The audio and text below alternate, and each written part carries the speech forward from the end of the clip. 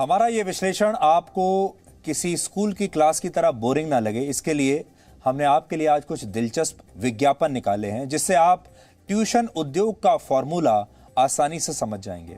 आपने इस तरह की कई स्कीम सुनी होंगी जिनमें 25 दिन में पैसा डबल करने के दावे किए जाते हैं और यही फॉर्मूला कुछ ट्यूशन सेंटर्स भी इस्तेमाल करते हैं। हम ऐसा नहीं कह रहे कि ये सभी ऐसा ही करते हैं, लेकिन कुछ ट्यूशन सेंटर्स तो ऐसा ही कर रहे हैं।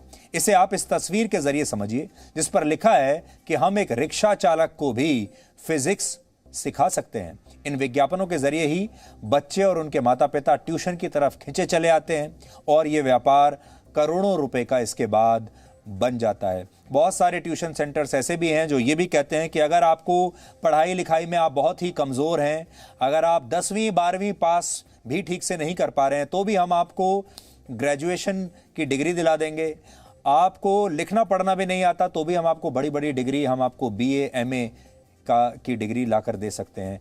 ये सब इंस्टीट्यूट इस तरह की बातें करते हैं जिनके बारे में अभी हमने आपको तस्वीरें दिखाई।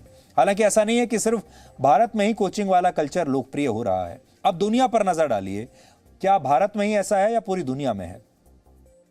ग्लोबल एजुकेशन सेंसस के मुताबिक जापान में 70%, मलेशिया में 83% और दक्षिण कोरिया में 92.8% छात्र स्कूल के बाद प्राइवेट ट्यूशंस भी लेते हैं। यानी यह समस्या सिर्फ भारत में नहीं बल्कि कई देशों में प्राइवेट ट्यूशंस का उद्योग बहुत बड़ा हो चुका है और वर्ष 2022 तक यह $227 अरब यानी 16.5 लाख करोड़ रुपए का उद्योग बन जाएगा पूरी दुनिया में।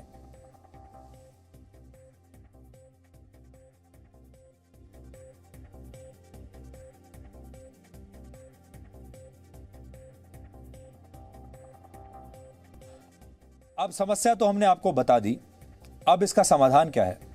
इस समस्या का एक ही समाधान है और वो ये कि जब तक हम अपने देश की शिक्षा व्यवस्था में बदलाव नहीं करेंगे, इसे बेहतर नहीं बनाएंगे, स्कूलों में शिक्षा का स्तर बेहतर नहीं करेंगे, छात्रों को प्रोत्साहित नहीं करेंगे और स्कूलों में पढ़ाने वाले शिक्षकों की गुणवत्ता में सुधार नहीं करेंगे और अपने यहाँ मौजूद टैलेंट की कदर नहीं करेंगे, तब तक शिक्षा वाली संस्कृति पर कोचिंग वाला कल्चर ही हावी रहेगा। इसलिए हमें ज़रूरत है कि हम बड़े स्कूल बनाएं, बेहतर स्कूल बनाएं, ऐसे स्कूल बनाएं जिसमें एक कक्षा में 60, 70, 80 बच्चे नहीं हों बल्कि 30 से ज़्यादा बच्चे ना रखे जाएं। इसके लिए आपको बड़ा इंफ्रास्ट्रक्चर चाहिए होगा।